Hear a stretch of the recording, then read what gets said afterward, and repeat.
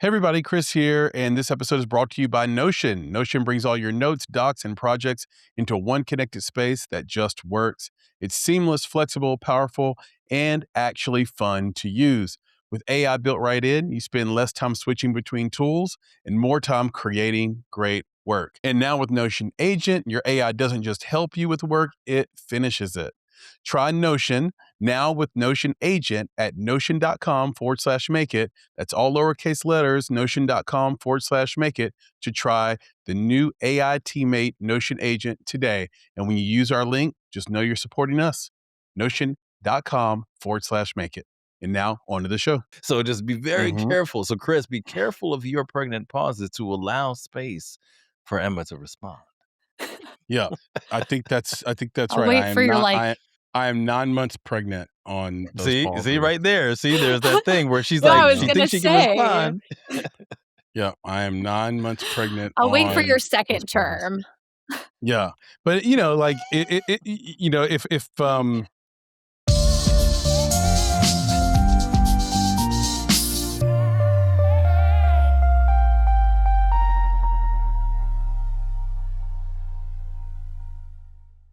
Hello, and welcome to another episode of the Make It Podcast. I'm your host, Chris Barkley. And I'm your host, Nicholas Buggs. And with us today on this journey is producer Papa Bear, and our esteemed guest today is the one and only actress and writer, Emma Parks. Welcome to 2026, everyone. Our first episode of the new year. Woo. How did it go for you, Nick? You get drunk? Man. No, I didn't. And here's one of the wonderful reasons why I didn't. Because on New Year's, there was so much wonderful food. So, you eat a little, you drink a little, you dance a little. Did you just say chitterlings to me? I don't eat chitterlings, my friend. What? Isn't that a dark-skinned black person pastime? No. You got to have the greens. Listen. For those who don't understand, You put some chitlins in a pot and some hot sauce on it? No chitlins. You got to have your collard slave greens food, Nick. for the new year. Because, if you have your collard greens, then you can get that, that green in your hand, a little green in your pocket. Ooh. And then you got to have some black-eyed peas because Yes. black-eyed peas will bring that wisdom in the new year. 100%. And then, one of the folks that came over to our house, was like, I need a pot.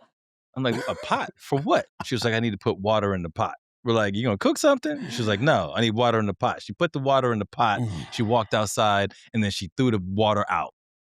I was like, what's that? Superstitious. She said, you got to throw out a pot of water for good luck in the new year. So you got to have your collard greens, your black-eyed peas, and throw out that pot of water for good luck in the new year. So we did all those things. Sounds like a good year. Sounds like a great start. Oh, 100%. I'm not messing around. Yeah. Well, I had a friend growing up. His mother would make a pot of chitlins every New Year's. And the whole house, would be foul with the chitlins. No, that's just gross. And then I remember I got a bowl of them. It looked like basically spooning up some intestines in a bowl. That's what it is. That's what it is. They were slithering around the bowl. And I said, you want me to, I literally looked at it. I said, you want me to eat that? And then he's like, yeah. And I try to put it in my mouth. He goes, no. He said, no, don't do that. Don't do that. Like, you're going to, like an admittance that it tastes disgusting, right? He goes, you got to put hot sauce all over it. So you put hot sauce all over it. All you taste is the hot sauce and the texture of the chitlins. Yeah, and then you don't even chew it. You just kind of breathe it in. And I was like, I don't like this tradition at all, bro. This is not good. Give that one back. Tradition I do like is going to New York City on New Year's, which I did again this year. It was a blast. We did not go inside the barricade because I was in Times Square, but there's Times Square is so big, right, that you can be in it without being in the New Year's Eve barricade. And Emma might know exactly what I'm talking about here, having spent a lot of time there. These people that go in there are insane. Yeah. So it's about 20 degrees outside. It's so intense. It's shoulder to shoulder. You have to stand there for 8 hours on average. There's no bathrooms. So Yeah, wear a everyone's diaper, wearing bro. adult diapers. Yep. And so now they've got freezing urine and feces all over them all day while they're Ew. bringing in the new year. Ew. That's got to be like, Crazy. is that similar to pouring out the water and bringing it back in? I don't know. That's not a word that we need on the podcast. You know what I'm saying? My man just said, I'm not going to say it because that's just gross. You talking about urine or feces? Oh, see, he did it again. I remember there was a Don't you Boys to just Men want all your song. listeners to think about diapers? Exactly. Yes, I'm like, come I on, want bro. them to understand the insanity of, because people, I've had a lot of people, Emma, ask me, oh, you didn't go to the thing? You didn't go to the thing? And I'm like, well, no, like, do you know what it takes to go to the thing, to actually be in the barricade? It's adult diapers. It's 20-degree weather. It's tons of clothes. It's shoulder to shoulder. It's not being able to leave. It's a lot of stuff. Like, it's being willingly drunk to keep your insides warm. Like, it's a lot. It's a lot. But one of the most interesting things I wanted to share with you, Papa Bear, and really for the world, is here's how big the New Year celebration in Nashville, where I'm at, beautiful Nashville, Tennessee, is right now. Here's how big it's gotten. Okay. I'm in the hotel. The ball is about to drop. On 50%, there's like 8 TVs in this bar. 4 of the TVs are playing Nashville show. In New York. In New York. Wow. So my prediction is that in 20 years, because of the way that Nashville is constructed with one big street that goes straight down to the river, the new home of New Year's will be Nashville and not New York anymore. So for some people, that's sacrilege. Some people are really pissed off at me right now. I'm just saying, don't knock it till you try it. I bet. Don't knock it till you try Emma's it. got feelings about that. It's awesome, and the fact that half the TVs are playing Nashville show keep in dreaming, New York. Chris. Keep dreaming. Hey, listen. It could happen. It's happening slowly. There were 300,000 people there this year for the celebration, Emma. 300,000. So wow. Well, I know it's a lot. So anyway, but do they have the commitment to wear the diapers? They don't. That's what I'm saying. They don't have to. As intense? No, they're not as intense. Definitely not. It's warmer. You don't have to have the metal barricades because of the way Emma. It's literally a design issue. Nashville is designed the way it's designed with that one street, Broadway. If you've been, it goes straight down to the river. You don't have to have a barricade. It's a natural container for humans. It's a natural human container. Hey, so is an adult diaper. Exactly, Emma. He just came up with the greatest slogan ever for Nashville and Broadway, right? Okay, say it to me, Nick. Here we go. Okay. Come to Broadway. It's a natural human container. You have to say lower Broadway. Oh, okay. I'm sorry. Come to the bowels of Broadway. Thank you, Nick. I like that. Let's get on with the show, can we, please? Let's do it. If the podcast thing doesn't work out, I think you have a plan. Oh, there you go. Appreciate it. I got a million plans. So let's do this show. First one of 2026. I mentioned Emma Parks. Let me tell you a little bit about her, guys. Oh, please Emma Parks is an award-nominated filmmaker and actor, best known as the co-writer and star of the acclaimed short film Dirty Towel. We're going to talk about that a lot today. We've all seen it. It's really wonderful. Cannot wait to talk to you about this, Emma. She's also a graduate of the NYU Tisch School of the Arts. Emma has built a rising career through bold storytelling and emotionally grounded performances, earning festival recognition and multiple shortlist honors. Her journey is as compelling as her work, making her a must-hear voice on today's episode. Emma, officially welcome to the Make It Podcast. Wow, thank you. You make me sound so good. I appreciate it. Well, I have it I'm on like, good. wow, yeah, I would love to hear more.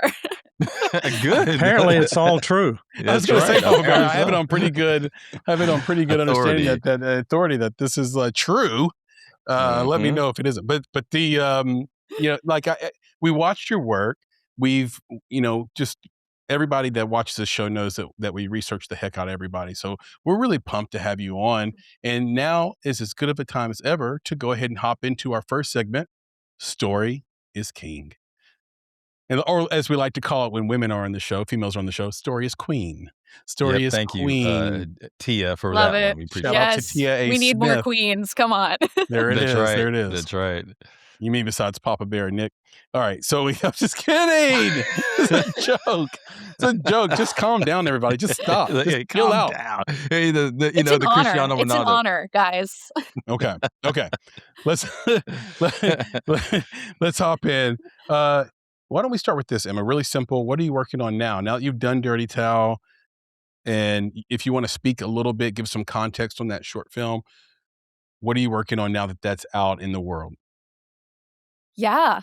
So, Dirty Towel is a short film that I made my oh, see, right off the bat, we're starting with facts that I have to remember. I made it my senior year of college, and we worked on it for a little over a year. It did the festival route this past year, and it had its premiere at Tribeca. And it has always kind of been a proof of concept for a feature. But before we decided to go into the realm of developing it into a feature, we wanted to make sure that that felt like something that people wanted. And, it was a story that the audience responded to. And so, we did the festival route, and then based on just the reactions we got from everyone, we decided to go ahead and move forward with the feature. So we've spent the last few years writing that, and now we're in the process of trying to get it greenlit to make it. Holy moly. So you're basically raising funds right now for it, right? Yep, the best part of filmmaking. Yeah. We know But you heard we know that, the Chris. dance. She said that they spent the last couple of years trying to greenlit it, right? Get it greenlit to make it. Everything she's been doing for the past couple of years Mhm. has been to be on this podcast. I love it. I love it. There you go. Well done, Nick. Yeah, This that's is- been the plan. Well, This thank is- you, Emma. It's This not is- even about the feature. Exactly. Who needs that when you have feature us? feature Who needs schmeacher. it? By the way, this is not bourbon, Nick. This is brandy. Oh, So I'm having a nice. little bit of Louis tonight Very good. in honor of Yep. Emma. Okay, so here's the thing. I'm curious about Honored. there you go. The budget that you're, and this is sort of an aside, but you said you're raising. Are you trying to make this a ultra low SAG sort of budget thing, or is this going to be a 1 to 5 mil, or maybe a 5 to 10 mil? Yeah, I mean, it really is just gonna kind of depend on the interest we get from investors and production companies. We have a version where, we can make this for a pretty low budget. We have a version that we need a lot more money to make. At the end of the day, we just want to make a movie, and we've done the short thing for a while, and we just feel like until we take this next step as filmmakers to try and do a feature, we'll be in the short world forever, which is great and teaches you so much, but we want to get to that next step. Um, and so we'll just kind of see what that ends up looking like based on reactions and responses from people. Okay.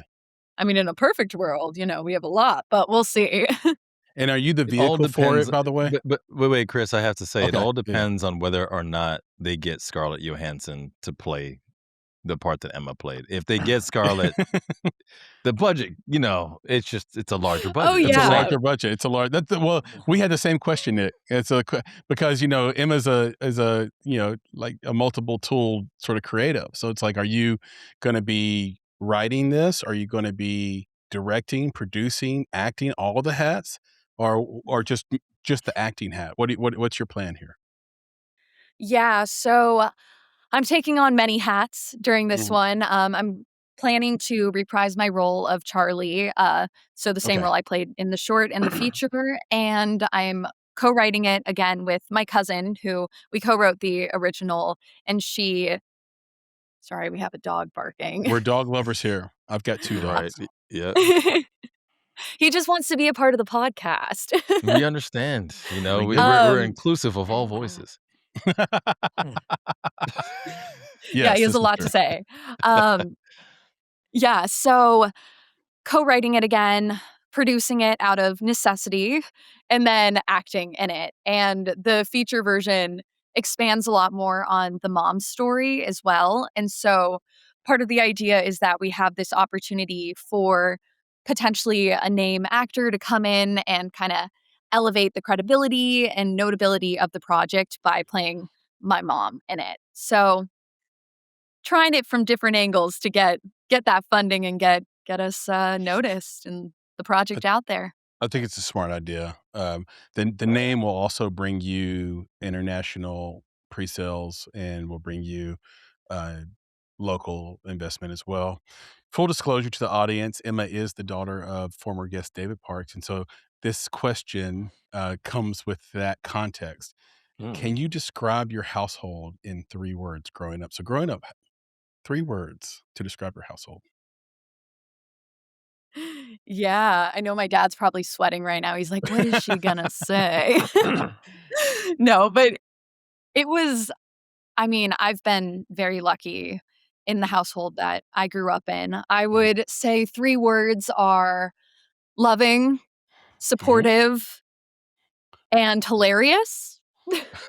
Wow, I love that. Yeah, I no. love that. Okay, I'm writing these down. Loving, supportive, and And hilarious. hilarious. Hilarious is a very interesting answer. Is that because your dad and your entire family are giant pranksters? Exactly. That's what I was gonna say. Yes. Yes, there is a lot of pranks. We pulled the ultimate prank on him this Christmas, and it's one of those Great. things where my dad, he loves to prank us, and we try to get him back, but it doesn't always work out. But this one, for the first time ever, may have been the best one we've ever done, and we have a whole video of him, and it was the best part of the holidays for sure. So yes, lots of pranks. Don't leave us Well hanging. done. Tell us what the prank is if you're able to. Okay, so it's not super original because it is a trend on TikTok right now, but basically, I'm not sure if you guys have seen this, but mothers and daughters and siblings are doing this prank on their dad where they get just a rock, a plain rock from the backyard, and they wrap it and gift it to the mom. And they say it's an anthropology rock.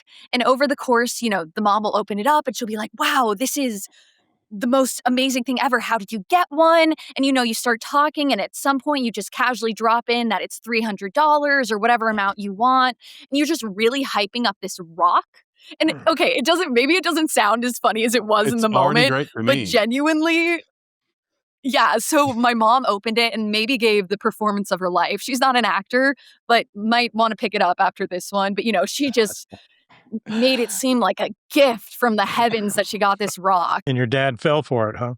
Oh yeah, he was just sitting there and he was just aghast by the fact that this rock was so expensive, and it's just the greatest response ever. So, we really got him with that one, is the point of the story. And, yeah, so lots of pranks, and just I think everyone just has a really good sense of humor, and we're kind of all just children who never grew up. My grandma likes to call us just a bunch of Peter Pans. I So was gonna there's a say lot of that. You very got Peter childish Pan humor. syndrome.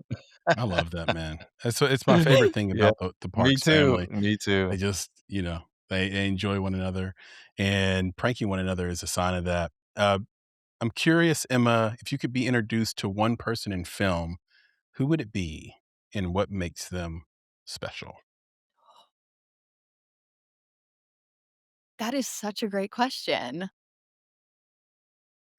I mean, there's so many people because there's directors that I so thoroughly admire, people um, like Greta Gerwig, who is like a really amazing woman who has Yeah. created a lot of art that inspires me, and lots of other women filmmakers who are getting into this industry. But then there's producers who I think have done really amazing work within film and bringing to life projects for people who haven't had as much experience, or adapting, books into movies, people like Reese Witherspoon or Margot Robbie. But I feel like maybe my ultimate person might just be a conversation with Meryl Streep because, I mean, come on, she's Mhm. Meryl Streep. Yep. You She's can't just so talented. you cannot go wrong. Did you see her in the latest Knives Out film? In the latest Knives Out film? Yeah, Meryl Streep was in there. She did a great job. I thought she really in that role. I thought no one's talking about it because there are a lot of like Jennifer Lawrence and Wait and a things second. like that. This But is she this was is the great. third Knives Out The film, third, right? yeah, That the you're third talking one, about? the latest one. Exactly. So a lot of people I think are stuck on 2. So they're like, "Wait, there's another one?" People So, don't know yeah. about this third Knives Out film. Bro, I'm telling you, it's a thing. I'm like, it's not Wow. like Glass No, Onion. I knew That's a about hot it, but minute I didn't ago. know she was in it. Yeah. Yeah, she's in it. Go check it out. And no one's talking about her performance. And like I said, I get it because there's a lot of great female performances this year. But just because it's kind of like this thing that's happening right now in industry, not in industry, but like in the fan base side of industry, like the consuming side, where people have taken Spielberg for granted. It's kind of like in hip hop where we just like sort of take Eminem and Jay-Z for granted. Like we just like are no longer like wowed by the craft. We're like, oh yeah, Oh, I don't know about we that. just expect them to do that. I don't know, Oh, man. When M oh, does his thing, bro, I'm whew. but listen to hip hop heads though. Listen to hip hop heads. Like Yeah. they will be like, yeah, but what's he talking about? Or so Charlemagne the God is famous for like basically saying, yeah, I get that he's rhyming words, but he's not talking about anything. He's way overrated. Like, and this is a very, very prominent voice in hip hop and in television. So I'm just saying, I'm Okay. not just saying that out of my ass. I mean, I'm paying attention to the culture and what media people are saying about Eminem But and it's basically what you're saying and is Meryl that there's Streep and already a set Spielberg. expectation of Yeah, greatness. it's when you're great so So, long, people yeah. are like they're bored by your greatness. It's like people got bored by Tom Brady at the end. It's like Brady's. Even my own sister was like Brady again. Really? Brady again. Yeah, Like, yeah, can yeah. somebody else people were just rooting for someone pleased to come beat his team, right? Because they just don't want, we don't want to see the same. There was a year where uh, Michael Jordan didn't win the MVP. And if you watch the documentary, The Last Dance, which I recommend to everybody, it was like the greatest thing during COVID. Media members 20 years later were able to admit that they were just bored with the Jordan story. So they voted for somebody else. They Mm. knew Jordan was the MVP. They just get bored with the greatness. So that's what I mean. Hey, I'm gonna get a new T-shirt. Bored with greatness. You know? And you know my razor on t-shirts. Yeah, So yeah, that's yeah. gonna be you talking about you. You know what I Bored. I'm mean? And bored then with my own greatness. Come and then that makes it so sweet. I don't know, Emma. I don't know if you agree with that or not. I just feel like we take people like Spielberg for granted. That's all. And Meryl Streep for that matter. So Yeah, I think 100% that's so true, and you see it all the time with so many different people, but I think that's also why it would be great to have a conversation with them because they do have all that experience and knowledge, and they know how to handle all aspects of the industry and of a career, both on the successful end and on the other side, so they're definitely great inspirations and someone I'd wanna talk to. yeah, I'm looking forward to Spielberg's new one that's coming out in summer 26 here. I think it's called Disclosure Day or Day of Disclosure. It's just Yeah. going to be incredible. All right, and we will end this Story is Queen segment on this question. What are the biggest mistakes young filmmakers like yourself make? And what advice would you give them to avoid those mistakes in your experience? Yeah, I think that one of the biggest mistakes young filmmakers make is thinking their career is not as in their hands as it is. Don't get me wrong, the industry is very reliant on other people to give you opportunities, but I also think we exist in a time in entertainment where due to a lot of technology that we have access to, we can all be creating content and creating our own work whenever we want. And obviously the level that you do it will vary, but I think if young filmmakers really just take every opportunity they can to make their own work and give themselves opportunities, it'll get them so much further than waiting for others to give them to them would. So I would say that is one of the biggest mistakes and hopefully something that people listening to this can take away and, it doesn't take much to just sit down and start writing or start planning, you know? It's totally sound advice. And the thing that we've heard over the years of doing this show, Nick, is produce where you are. Or sometimes, Nick, Mhm. we've heard just go out and make a movie or just go out and do a thing. And all of that sort of presupposes that you have an idea or that you have the discipline to do that. And I think that Mm. that's really where it starts is the whole Priscilla Wise write for 5 minutes a day thing. The whole what was that Ernest Borgnine? It was like I think it was just said I had a rule that I had to write 5 pages a day, and if I Mhm. didn't write 5 pages a day, I would not have made it.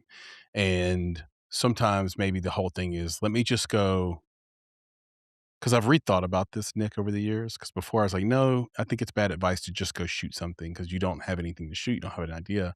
I still think you should have some sense of what you're going to do, but I also think there probably is some benefit to just going out and performing the thing that you want to do, whether it be writing, cinematography, directing, acting, whatever, like just doing it even without an idea, because the actual doing of that thing might spark the idea, right? So you're outside with your iPhone, suddenly you're shooting leaves falling from your tree in the winter or the fall, and then that sparks an idea about a love story between a rabbit and a chipmunk because you're out in nature or whatever, right? Like so I just gave somebody a short film idea. It's going to happen. Okay. Yeah, So yeah. Well, Chris, I wanna jump in there, I'll add to that, and I'll yeah, say please. this, like so, yeah, I'm with you. I think that to just go out and make things, it's great advice, but it's not fully considerate of what it takes to make Yeah. movies, Yeah. right? It might be considerate of what it makes to make content, right? Because any individual can make content. But when you're making movies, everybody knows it's a collaborative effort. Mhm. So in my mind, I'm thinking this. First step, make friends who make stuff. Mhm. Okay. That's Yep. the first one. Second one is make stuff with friends who make stuff. That's it. Like, that to me is the way to go because that then can grow the next step, the next step, the next step because you need other people around you. So, the first thing is to make those friends, the next thing is to make the things. Yeah. Yep. I think Yeah. I all think that that works. that's a huge part of it. Um, I mean, I had lots of ideas, but I don't think it was until I found the people to surround myself with who had the drive and passion to make those ideas reality that even I believed I could go out and do it. And I also think that in terms of when I say to, go out and make your own content or just, not wait on others to give you opportunities, that doesn't even necessarily have to just be like, oh, I'm going to go make a 12-minute short film or, oh, I'm going to make a feature film or whatever. I think it can be, little things like if you want to be an actor, but, you need a reel so that you can get an agent and manager, be submitted to auditions. Okay, well, you're an actor. There's tons of great scenes already written out there. Get a friend and film it. There's ways to, within your individual dream, whatever aspect of the entertainment industry you want to go into, there's ways to always just be practicing your skills and getting better. And it's in those little practicing of, yeah, filming leaves falling or doing a scene that you can make mistakes and grow. And it's not as big of a deal because it's on a smaller scale. And then eventually you'll get better and better. And then you'll come up with a short film and you'll get the right people behind it. And all of a sudden you're at Tribeca or whatever. So Which, by the way, is that's the other side of it too. a huge Yeah, it's a accomplishment big for you to deal. be at Tribeca. So congratulations to Thank you. you. Yeah, 100% is a huge deal. And I think for the TikTok generation, it's like maybe start with skit making and then ask yourself how those characters in the skit might become a real character, like have a true character arc, which is what you need. It's like the basis of like a film length, short or feature length story. The rest of it has to do with camera work, but and some other factors. But like today, it feels like everybody has an idea for a skit. So do a skit and then maybe do the extra step of, okay, what would that skit character's life be like if I had to write a whole arc around what they're doing every day? So it'll be interesting. Anyway, this is another great story is Queen. I pass it to you now, Nick, Oh, for our audience polls, sir. The baton has been The passed, baton has been Emma. It is passed. now in my capable hands. So, yes. What we are going to do now, Emma, is we're going to reach into the realm of audience polls. Reach in And with with his this capable audience poll, chocolate hands. my chocolate hands. So, Emma, for today's audience poll, we have a very simple question. Which type of upcoming film release format do you, as a viewer, prefer? Okay, and we have 4 options that we gave to our YouTube Okay. audience. Option 1, theatrical IMAX premium formats. Mhm. Number 2, streaming exclusives. Number 3, day and date, which is, of course, theatrical plus streaming. And number 4, festival premiere, which is often a limited release. All right. So now I'm going to give you, right, the votes, what people said from number 1 all the way down to number 4. Number 1, streaming exclusives at 62%. Number 2, theatrical IMAX. I know. Premium formats at 18%. Day and date coming in at number 3 with 11%. And coming in last at 9% is festival premiere limited release. So let's go back to it. Is that number 1 at 62%? I mean, this is by far the largest number, is streaming exclusives. Talk amongst yourselves. What do you think, Emma? I mean, I'm not surprised by this. Oh. I think we see this impacting how movies are being released, and we've seen it for a while, and it's a very hot topic of conversation within entertainment. Um, I personally Mm. love going to the movie theater. Just in general, I know we have our different versions of that in this poll, but I just think there's something so special and immersive about being in a theater and being with a group of people and not having any other distractions, and just it feels different, Watching a movie to me is just a completely different experience when you're in a theater. Yeah, Yeah. and listen, Chris, yeah, I am 100% in Emma's camp here, Okay.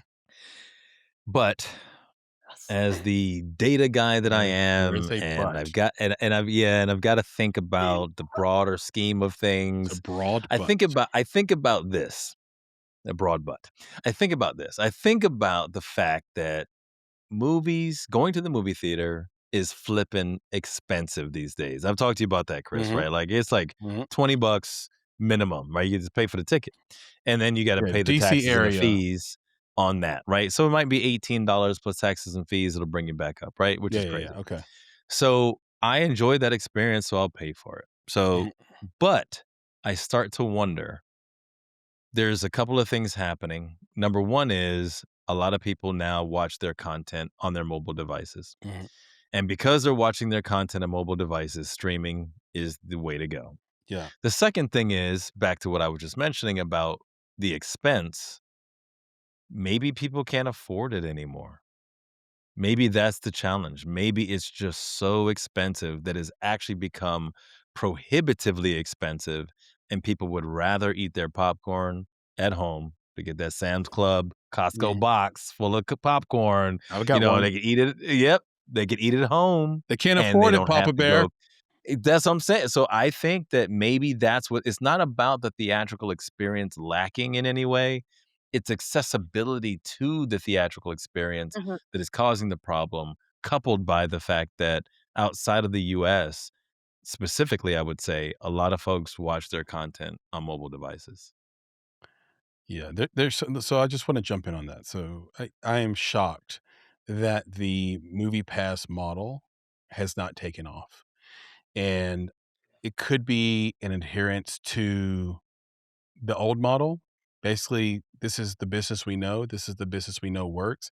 If you've ever worked in a corporation, guys, that so many of you listening and watching have, you know that the bureaucracy of changing business models is no joke, right? No one is leaving a model they know works, even if it's a bleeding pig, even if it's a sinking ship. So the idea of shifting the way studios get paid, the way theaters get paid, and we've mentioned this before, theaters is sort of a real estate business. It's a foot traffic business. So changing that model to something that works for today is so much easier said than done.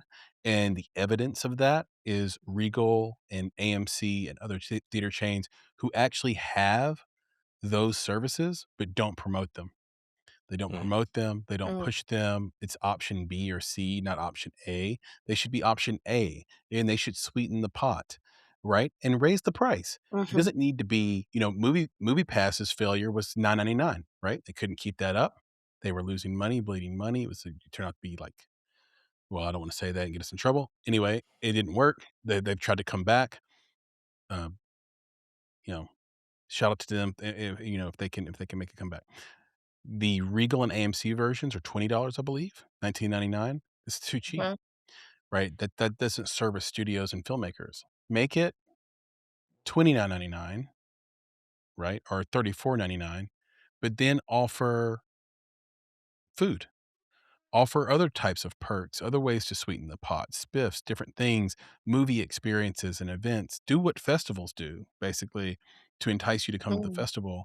And I think people would pay that, right? You're already paying, if you don't have ads on Netflix, you're already paying $21, $20 a month to have their largesse, right? Their content. And stop being so stupid, like stop being so greedy around, it frustrates me so much the noises that these companies make. Like, or you can only watch 5 films a month and they can't be new releases. No, that ruins it. Give us what Netflix is giving us. Give us what Hulu and Disney Plus and others are giving us, and Amazon.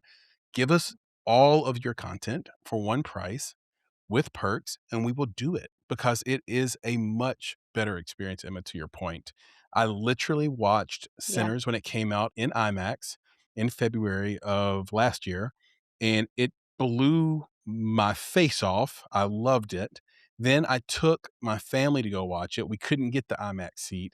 I started panicking when it came on because of how different it was in a regular theater versus an IMAX theater. I promise you guys, I almost walked them out. I was starting to panic, like, oh God, they're watching the wrong movie. They're watching the wrong version of this. Sinners sort of famously made multiple versions. They ended up loving it. But for me, I was like, my experience was so much better than even this. And the theater experience at a regular theater was still greater than it would have been streaming. So that's all. I think Yeah. I'm with Emma. I'm not surprised at the result, but I am a little disappointed in the results. Yeah. And actually, as someone who, prior to moving to LA, I did not have the AMC A-list subscription. Honestly, yeah, I didn't go to the theater that often because I could not afford it.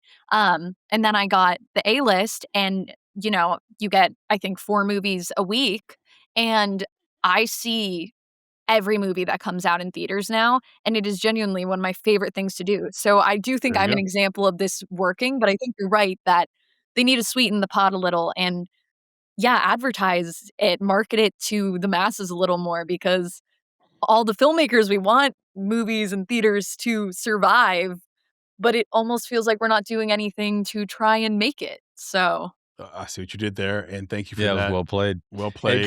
Chris, I think Yeah, that your advice is also perfect dating advice. I mean, that's what I was hearing the entire Okay, time. drop I'm it on me. sorry. Drop it on me, please. I'll drop it on you. My man said, so like if you're dating someone, I would say that you would want the same thing. You would say to them, I want everything you can offer plus perks.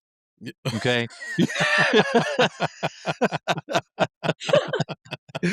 Right? One price. Don't add no add-ons. I just everything you can offer plus perks. I'll take that. I would have been. Now listen, it sounds like you're describing a service, Nick, swallowed up. not a Have you ever dating. been swallowed up? Have you gone through a time You see what I'm of saying? swallowing where So anyway, These dagbird are those buttons, the man. perks you're Jeez. talking? Okay, I think those might be No, perks. no. Nick, thank you for another incredible audience polls, and thank you to TD Jakes for bringing us into a little break here, right? As he likes to And what are do. we gonna do during this break, my friend? We're gonna pay some bills. That's right. We're gonna pay some bills. Let's pay some bills. We'll be right back right after these ads. What's up, folks? Today I wanted to share a little bit about Notion Agent. If your ideas are living in 10 different apps, like it's true for everybody, it's time to simplify.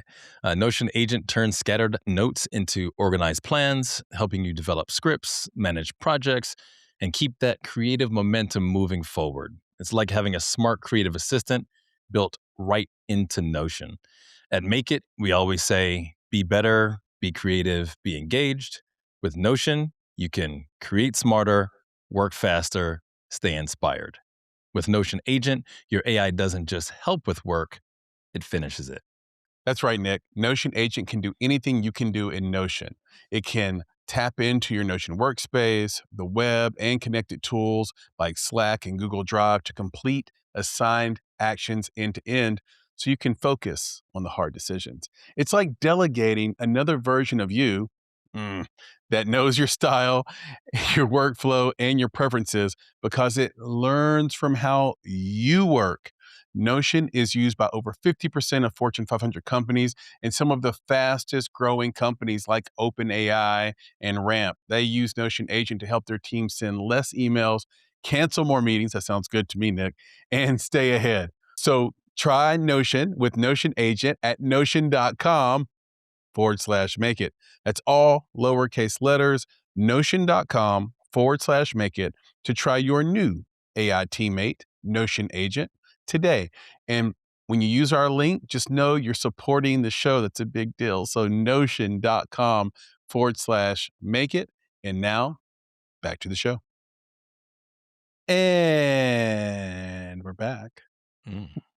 Nick, I know you've been talking and leading us so well already. Can you continue this theme in filmmaker Q&A? Can we hop into some filmmaker Q&A with the one and only Emma Parks, please?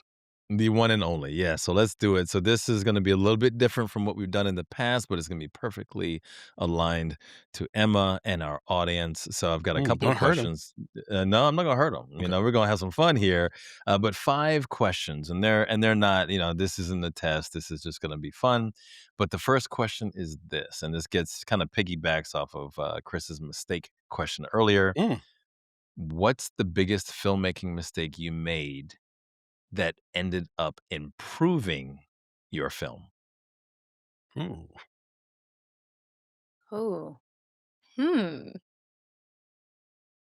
This is a good question.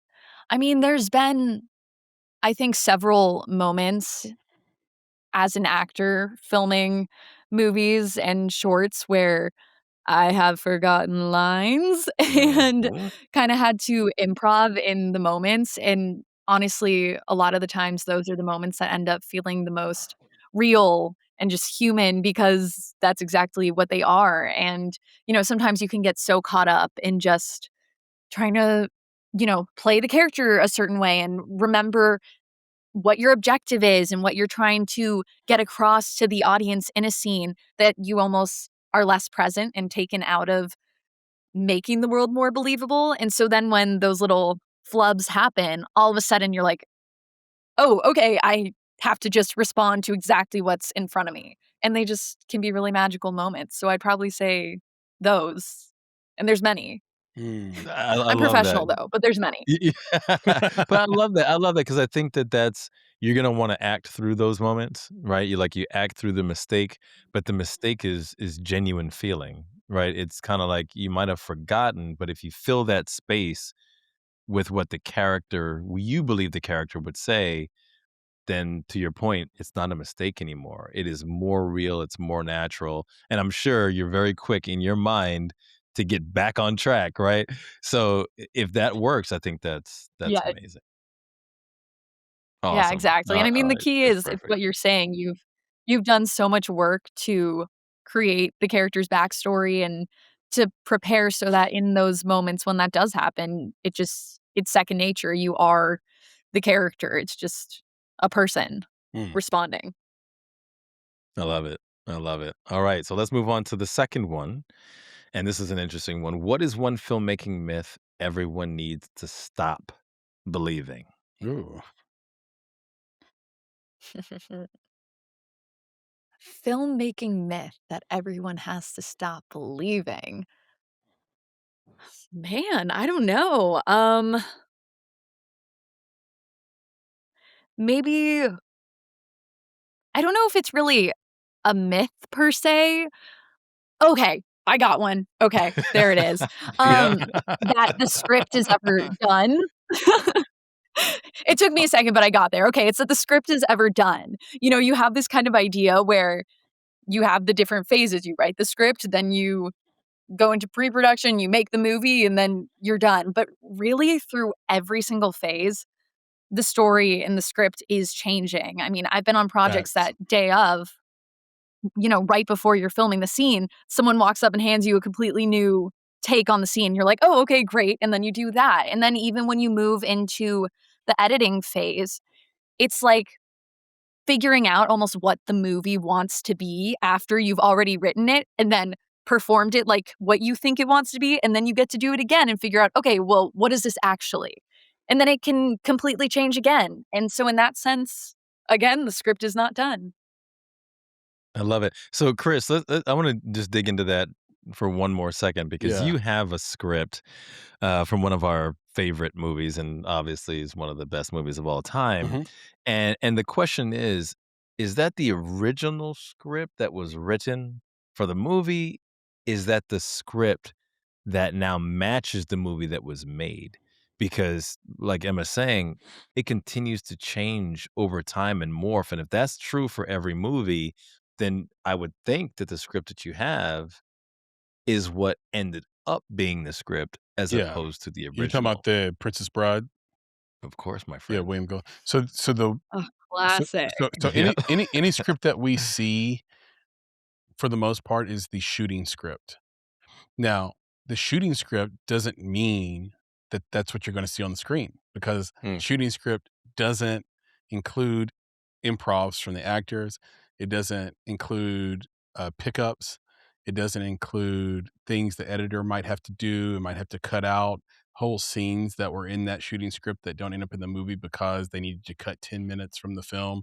Like, mhm. there's an example of that would be our movie All Light Will End, where if we were to give someone the shooting script, there'd be this big long scene in the beginning of the movie in the therapist's office that is Yep. completely not in the film, it's like cut out.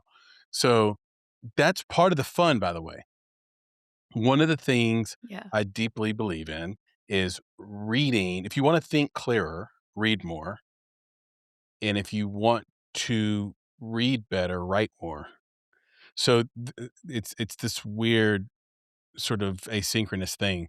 So by reading scripts, I love to read the original versus the shooting, and then the shooting, and then watch the movie.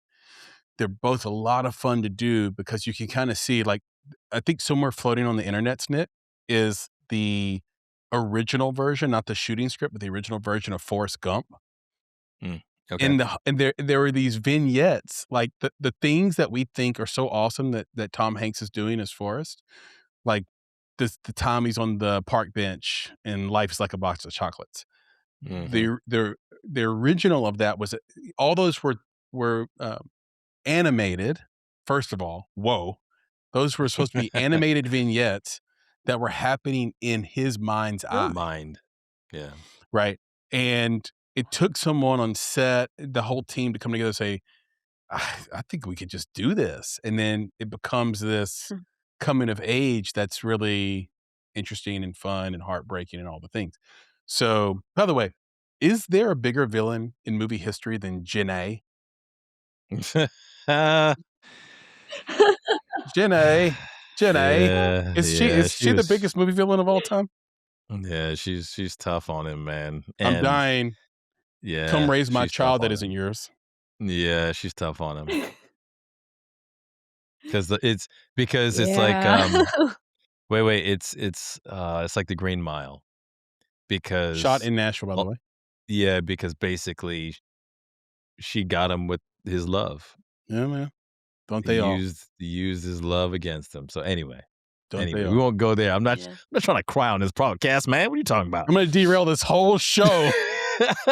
Bringing up is Jenny a villain, the biggest movie Exactly. villain of all time. She's the Joker, bro. Right. Yeah, we're not gonna go She's there. Chris That's Nolan's yeah. Joker. No. Anyway, All right. continue, sir. Okay. Continue. All right. So number 3. Name a film that has had a major influence on the way you make movies. I mean, there's a lot of films that I find very inspiring.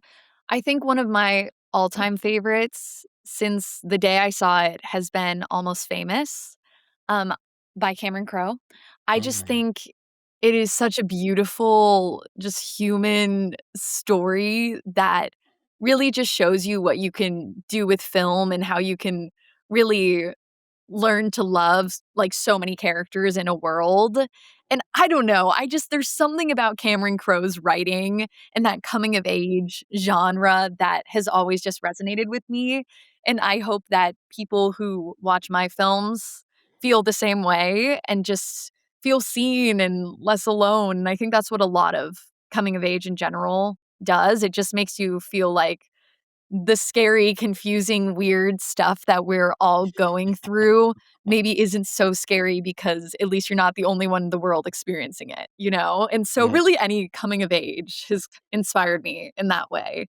Well, that's awesome. And I think this is a perfect opportunity for you to talk about Dirty Towel because that's what I see in that film. And it's just, again, not all of us necessarily experience that specific sentiment. Yeah. But there is sometimes, like for me, I think there's a sentiment of maybe you've done something that your parents aren't necessarily proud of you for, but it's something you had to go through in your journey of becoming an adult, right? Or something that Yeah. you sought after. It's like, one of the things that, I never did this and maybe I should have, but, you know, growing up, my parents didn't think much about the arts as a career, right? That wasn't a thing that they considered. It was just like, that's something you do for fun. That's something you do Yeah. to create community. So, I played soccer in school. I played the saxophone. I played the clarinet. I wrote poetry, all these things. And each of those things could have been a career path for me. But that's not what my parents saw as a career path for me. Yeah. So I can only imagine if one day I decided and I told them, you know what? I think I'm going to be a poet, right? That's going to be my thing. I'm going to be a poet. And I wonder if that's the same sentiment that they would have felt, right? This dirty towel, Mm. where it's like, no, Yeah. like, you're not the person that I wanted you to be. Right. So anyway, I'll stop at that, but I'd love for Yeah. you to just kind of talk about Dirty Towel and that coming of age story that you're telling with that film. Yeah. Um, so for those who do not know what it's about, this short is a coming of age dramedy about a young girl who was taught as a child that having sex makes you dirty. And it follows her 12 years later after she's lost her virginity, and she's coming to terms with what that means to her and whether or not she is a dirty towel, which is the exact phrase that her mom teaches her. And it definitely, I think what you were saying, Nick, is right on the mark about for Charlie specifically. Yes, this journey was about her owning her sexual choices and not allowing, her mother's opinions and the shame that she grew up feeling about taking ownership over that decision, um, determine how she feels about herself and her sense of self-worth. But I do think that in general, the overall message just is about whatever decision you make, own it, be proud of it because you're the one who wanted to make it, and that's all that matters. It doesn't matter what other people think as long as you're confident and happy with that decision. And so the sex is really just the inciting incident that sends her on this journey. And in the feature, she experiences a similar thing, an exploration about sex and shame and all that, but on an even broader scope because it's also about just her decisions right as she's about to go off to college and just figuring out who she wants to be independently of her mother. And then the feature also follows her mom's story about where does this shame come from? Why do our parents have these expectations for us and put them on us? Because it doesn't just come out of thin air, you know? There's a reason they don't want you to have sex or don't want you to go into the arts. And so for her mom, Elizabeth, the feature explores her own coming of age and, you know, addressing where her trauma comes from so that she can move forward and own her choices in her life independently of what her mom and what the community around her told her growing up.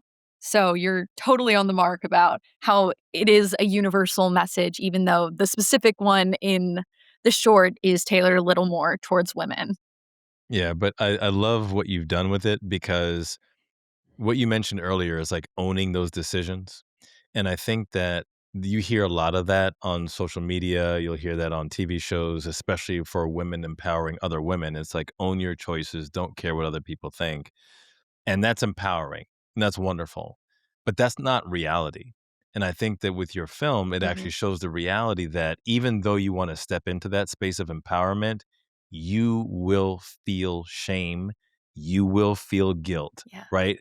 At the end of the day, you have to overcome those feelings, but those feelings are inevitable. You cannot grow up with parents who feel a certain way and have taught you a certain thing and not feel that. Same thing with a community, right? If your community has been Yeah. teaching you a certain thing this whole time, even if you decide to go out on your own, you cannot escape those feelings of regret, guilt, and shame. It's just how you and when you overcome them. So it's the balance of those two things that I think is really important, and which is why I'm really excited that, Yeah. you're working on a feature film version of this to get that to a larger audience. Yeah, and I feel like that's, what I respond to in these coming of age movies that I was talking about earlier is that it just they don't shy away from the truth of what it all is. And I mean, that's why we decided to make it a dramedy and not just a drama or not just a straight comedy because Right. within life moments can be so funny, but then they can also have so much drama and heart and can be scary, but the duality of something being Yeah. scary and funny is just what is being human. So I I'm glad love that that. you picked up on Yeah. that. Well, I want to just depend on what you said too, Nick, is about these feelings that you can't avoid. I really agree with that. Like you just kind of are who you are. You're not going to fight that. But the mistake people make, and unfortunately, people in my life over the years have made, and it's cost them their life, is dwelling on those feelings. So you can have the feelings, but use them. And I think it's actually probably a good part of society. Like, I think it's a good feature of a healthy society that when you take an action that can bring shame or disappointment, that you feel that and acknowledge that. Like, you want a society that isn't shameless. I think right now, we have some things happening in society where people should feel shame and don't, and that's bad. Mm. So I think you can feel that way, but understand that once you've made a decision, and this is to the point of the film, Emma, in my mind, having watched it, that's a hatchet in the wood. You, it's done, and looming Mhm. on it to the point of paralysis is just this building a bridge to nowhere. Like dwelling on the past is the bridge to Yeah. nowhere. So if you can learn from Yeah. it, acknowledge it, and move forward and say, "I did that. That's what it is." That doesn't make me a terrible person. That doesn't make me undeserving of love and attention and friendship and kindness. Then we'll all be better for that. I think the mistake is the hanging on to it, and then people's maybe reaction to it, Emma, Yeah. where it's like they're not gonna be forgiving and earnest about that forgiveness, let's say, to the person who, maybe had a misstep. So, and by the way, watching the movie, there are a few things that jumped out to me I just wanna bring up. This is, again, an aside. I apologize, Nick. I know you're trying to do a damn segment here. But, No, man, go but for it. but Go the for it. but the cinematography was great. The key art Yes. was really great. So your poster, the imaging, the images you got from it, the stills, there we go, that's what I'm looking for. All that was really wonderful. Yeah. Some of those choices, even down to the font choices on some of the stuff was great. And I also thought one thing young filmmakers do is they have a false sense of what a real life thing looks like and feels like. And I think that Dirty Towel didn't do that. The love scenes felt real, felt organic, and didn't feel, I guess, for lack of a better word, childish to me. But they didn't feel inappropriately Thank you. adult either, right? Because the characters in the movie are young. Yeah. So I really thought all that was great. And I thought, and forgive me for not knowing her name right now, the actress who played the mother, I thought Yeah, Laura, what's your last name? Coover? Laura Coover. Shout out to Laura Coover. She really grounded it all, and I thought she did a good job in her part and playing this. Sometimes I've seen Nick in these short films, you get a mom character, and the mom character is playing what she thinks a mom would act Mm. like, and you can tell Mhm. that, like, Yeah. oh, you're not a mom, you're an actress You're just a who is mom still playing a trying to mom. make it. You're a mom playing a mom, or a non-mom playing a Not a mom, and mom you playing a think mom. and you think this is what moms sound like, and I'm like, oh, you've never Right. mothered in your life, right? Because if you had a mom, you know what it's like the back of your hand, and you know when it's not real and authentic. So I thought she grounded that pretty well. So kudos to the whole team. Yeah. Yep. No, she was amazing and truly incredible to watch her work on set. I mean, she really did. I would say this actually about the whole team that brought this project to life was that everyone just understood the story so innately and everyone just cared about it so much because we did not make it for a lot of money. It was a labor of love. And you could just tell that everyone wanted to do it justice. And so they poured their heart and souls into it and made sure that it felt honest and real. And I just think it came across in every aspect that you were talking to. And I know I'm forever grateful to the team for doing that. Well, let's just start with you. I mean, think about like the vulnerability and the trust on the set that you had to have to Yeah. do the things you did in this movie, right?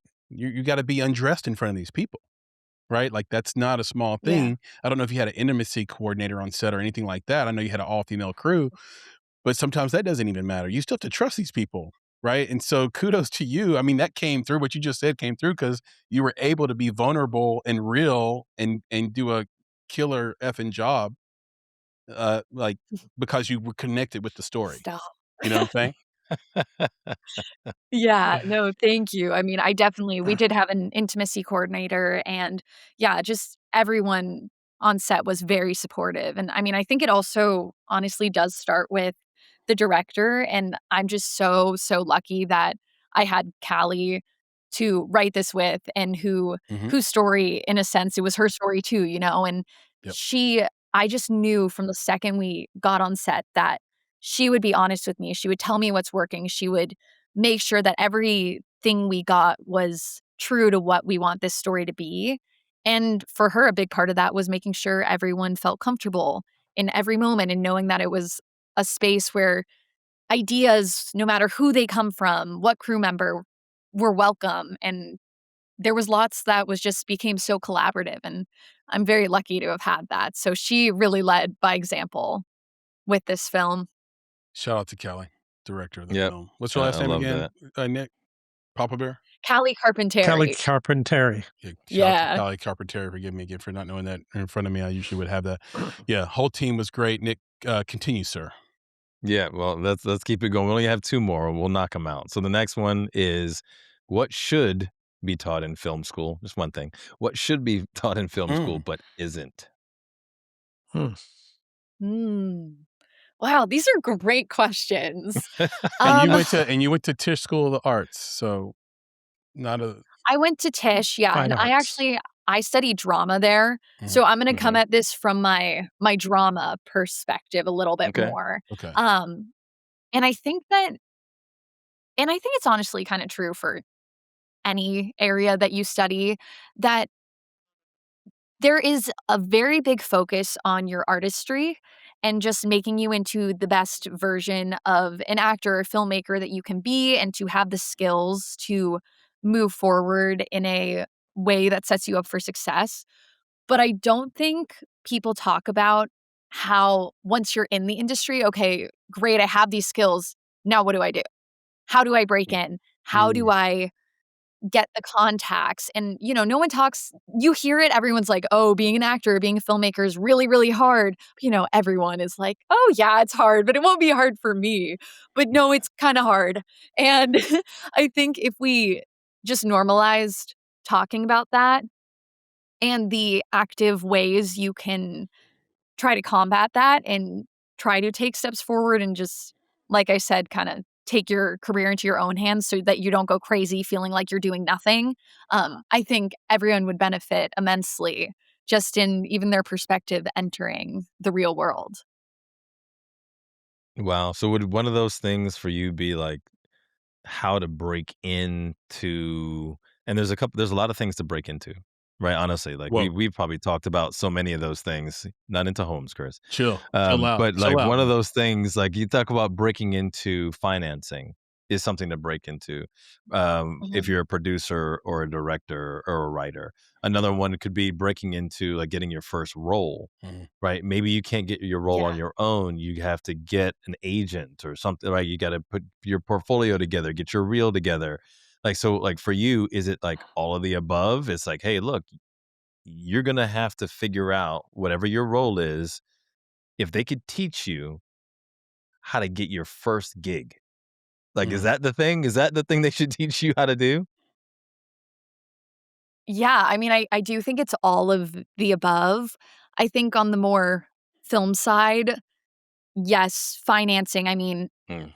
prior to starting to fundraise for this project, I wasn't sure how to necessarily pitch it in a successful way that wouldn't scare off potential investors. I wasn't sure, okay, well, who are even the people I want to go to? How should I be writing these emails to them? There's just so many little things that there is acceptable ways to go about doing it and respectful ways to reach out to people and mentors and, whoever a job you're applying for. There's respectful ways to do it, and then there's ways that will be frowned upon and looked down on. And even just, okay, you want to make a movie, great, this is a go be a PA on this set, or just on any set, go be a PA, learn, try different things.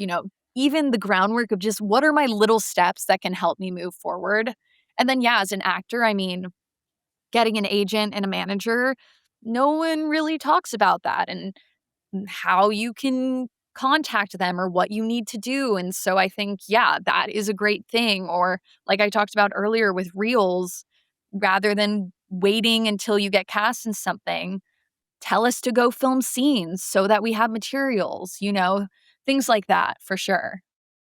Got it. Yeah, it's the bridge. I think that's it. It's like Mhm. it'd be so much better if they would just teach the bridge between your artistry and the industry. Mhm. So, yeah, and hopefully Yeah. there's a lot of, there's a lot of why here, artistry, industry. Hopefully, I'm on one right now. Um, but I think that that's one of the things that we try to do here on the podcast is bring that out, and hopefully people are listening and they'll think about that, right? They'll think about adding that to their programs, or even, as at film festivals, Chris, like these are the types of things that I think Mhm. people should really be Mhm. talking about. Actionable insights that people can use to Yeah. get to the next level. I mean, we'd love that. All right, Yeah. last Yeah. question. Very, very easy one. Name You one pulled a Papa hard Bear. You pulled a Papa filmmaking Bear. truth. Yeah, yeah, Said it was yeah, gonna yeah, be yeah. easy. That means it's gonna be Yeah, hard. yeah, exactly. Name one hard filmmaking Whoa. truth you wish you knew sooner. Mm. Hmm. Hard.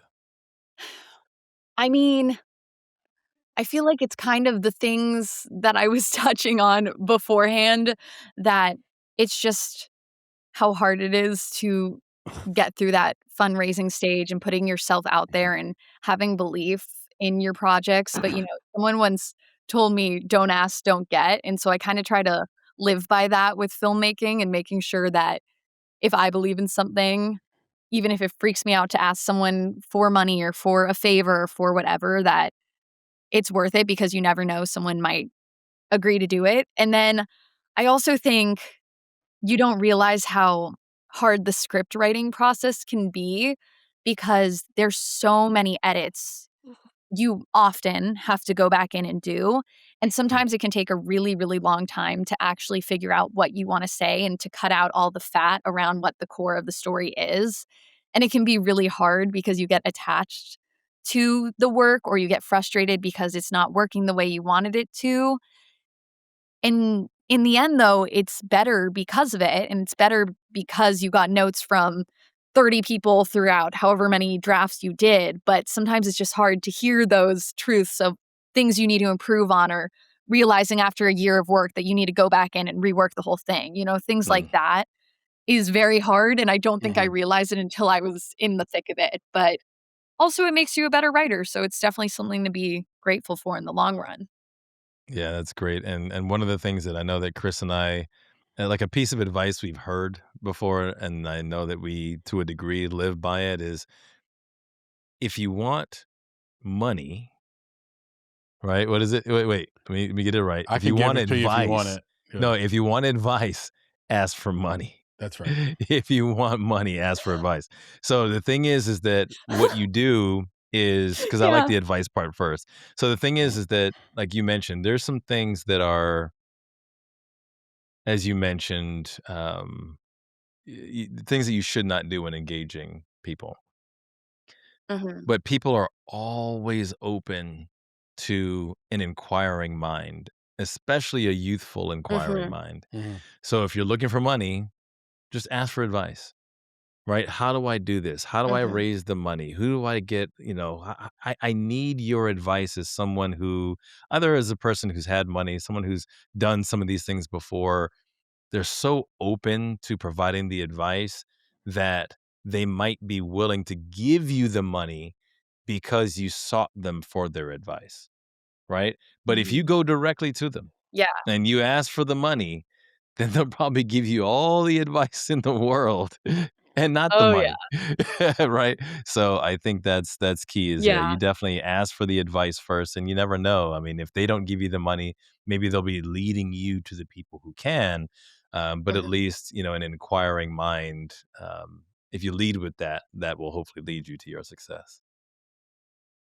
Yeah, and I do think that that's very true for everything, is that whether you're trying to raise money or whether you want to ultimately work on a set, just building these relationships with as many people as you can. Anyone you meet, remember who they are, send them an email after you meet them saying it was great meeting them, and ask to get coffee and talk and get advice, because it's like you said, you never know who they'll introduce you to, or Mhm. maybe they'll respond to you because you're so passionate. And, everyone, like you said, likes to give advice and be heard. And that could lead to them even hiring you for their projects. And so I do think it's just as many relationships as you can build. And it's true for agents too and managers. It's all the above. Just make the connections and keep those connections alive. Don't just, talk to them once and then go and not talk to them for years and then email them being like, "Hey, I need this thing." You need to work to keep it alive. Yeah. You got it. Yeah, I think that's great. And look, I'm sure you were being hyperbolic, Emma. And by the way, thank you, Nick. That was an incredible filmmaker Q&A. But I'm sure you're being hyperbolic about the 30 people. But it's like, if 30 people are reading your stuff, that might be too many unless they're giving you the exact same feedback. Like if 30 people tell you this is what's wrong Mhm. with the script, listen to that all the freaking way. But Yeah. if you get 30 voices in your head telling you different things, 30 different things, now you're lost, right? So getting that really tight circle of Mhm. trust, people who get what you're trying to do, is so important. And I think that's a big part of finding a producer and having a producer that can find you money or that already has money. I know one of the thing that me and Nick do is we try to find talent that's singular and then invest in that talent and keep investing in that talent, long-term games with long-term Mhm. players kind of thing. And so when this whole idea of breaking in is just polishing your craft to the point where you're singular and you stand out, you've got like a different thing about you. And then people will see that and want to glom onto it, right? Nothing can be produced if there's Yeah. nothing to produce. So somebody's got to make the thing that excites you, that you're willing to spend money to make, and or you see something in them very early where it's like, it's not there yet, but if I stay with them for 15 years, I know it's going to be something, right? So anyway, just a couple of thoughts there, Nick, Emma. That was an awesome filmmaker Q&A. I appreciate both of you for that.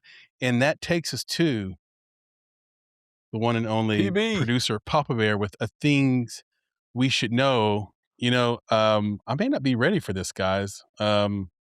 Look at this. Look at this. Your glass is getting empty. Yeah, That was happening. Papa say cuidado sin licor. I need, I need a little, sweetener here. I'm not going to walk over there and pause the show to fill this my up. My glass is going on empty, but Chris, that just lets us know that we're deep in the cups. Yeah, we're deep in the cups, and we're deep in trouble with Papa Bear at the helm here. All right, Papa PB, Bear, drop us some things we should know, sir. Okay, well, I don't think this one will be as hard as you might think. I read Nick's shirt. It said "Be kind." Okay, for the people listening, Nick is wearing a shirt that says "Be kind." Period. Yeah. I love the Chris commentary for the people listening. Thank you, Under the Surface announcer. Remember that character PB that Kevin Nealon did called Mr. Subliminal? Yeah. That was great. Was it him? Yeah, it was Kevin Nealon. Everybody go to YouTube, not right now, of course, but after this show, go to YouTube and look up Kevin Nealon, Mr. Subliminal. You will not regret it. Go ahead, PB. Yeah. So it's a new year, so I'm going to start off being kind. I think this one will be more centered in that everybody will have an equal chance at getting it. Okay. Yeah. Now, Emma, you share a passion with Nick. Whoa. And that is that you love soccer. Mm. You played soccer all your life, just as Nick has. Yeah. And so in 2017, you joined the juniors girls soccer team for the 20th World Maccabea Games. And for those that may not be familiar, they are the second largest sporting event in the world, often dubbed the Jewish Olympics. And just like the Olympics, they're held every 4 years. There's about 10,000 athletes that go to Israel and they compete. And you went with your soccer team and you brought home a gold medal. Bang biscuit. Yes. Yeah. So that's great. Thank you. Where's our applause button, Chris? Yeah, push the button, man. You got to make it happen. Christ. All right, here we go. So let me ask this. Thank goodness.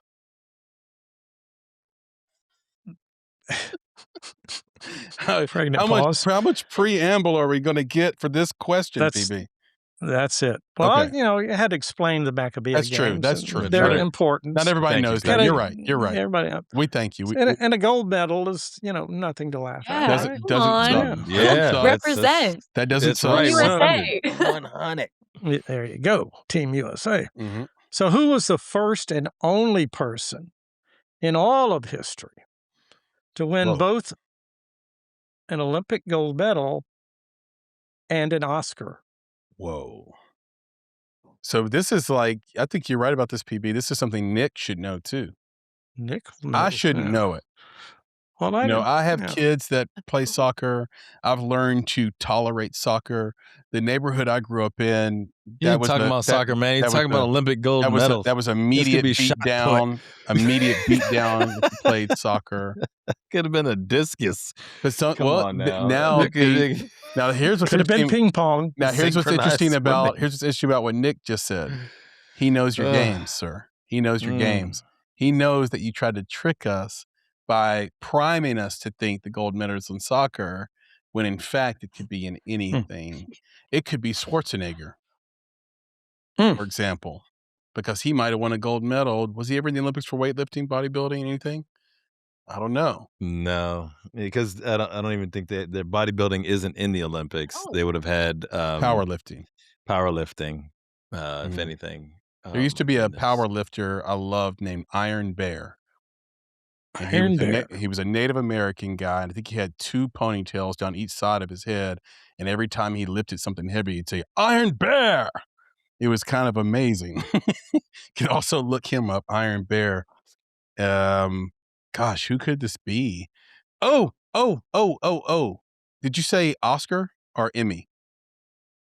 Oscar. Okay, so that rules out Caitlyn Jenner.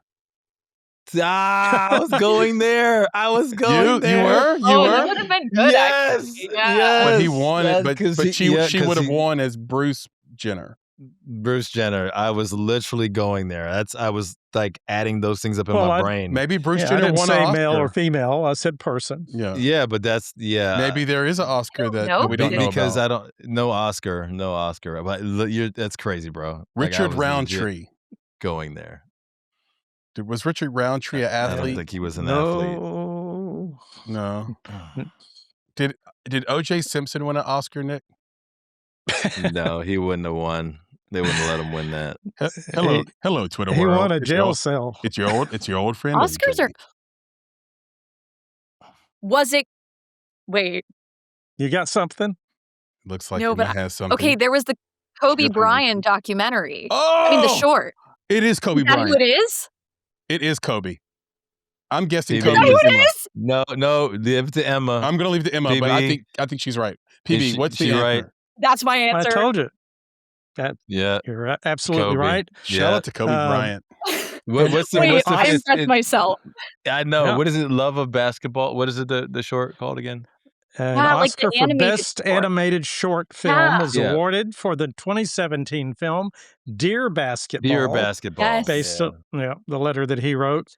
Animated by former Disney animator Glenn Keane and written and narrated by 2-time Olympic gold medal winner Kobe Bryant. That's Freaking right. Emma. Look See? at Shout out to you. Emma. I told you this was going to be an easy. So on point. Dang. I'm so mad at myself too. I'm mad too because I like, love Kobe. Well, and we know that he won the Oscar for that. Yeah. And yeah. I got so Yeah. many Well of his done, Emma. shoes. Well done, Emma. But while we're asking, who short. would you say is the most notable actor to win gold medals in the Maccabea Games? Now that I'd have no idea. That's a straight Other up than Emma question. Parks? Yeah, come on now. So he's asking who's the second. Yeah, who's second? Well, Right. I'll tell you, this person won 5 Maccabea gold medals. Wow. Whoa. So again, second to Emma. Okay. That's Okay. I don't think I know my dad played, but I don't think he won that many. Is it him? Crap. That would be Right up to your embarrassing. dad, that would be crazy. no. It was Adam. It was Adam Sandler. He was playing basketball, and he. Adam can hoop. Imagine. I hear he didn't go to the travels Olympics. all the time when he plays. Yeah, he does. Hey, he plays could. But he He can loves ball. that basketball. Shout out to Adam Street Sandler. ball. Who is it, Yeah, he's the PB? man. It's Mitch Gaylord. Won Okay, I'm gonna write 5 this down. Maccabea golds in 1981 and in the 1984 Summer Olympic Games. He led the gold medal winning U.S. men's gymnastics team, becoming the first American gymnast to score a perfect 10 Wow. Whoa. in the Olympics. And he actually has at least 2 gymnastic moves named after him. What are they Very called? The impressive. Gaylords? Or were they They're called the Gaylord Fockers? for the I'm Gaylord not sure. somersault? The Mitch. No, I'm not sure.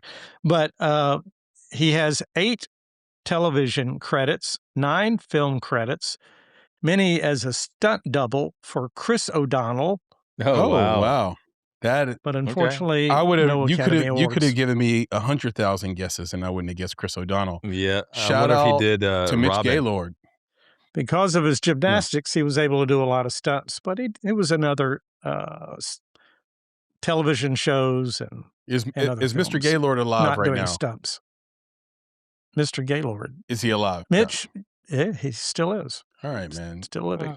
Somebody get in Look touch him with up. Mitch Gaylord. Tell him to watch the show, watch the segment, things we should know.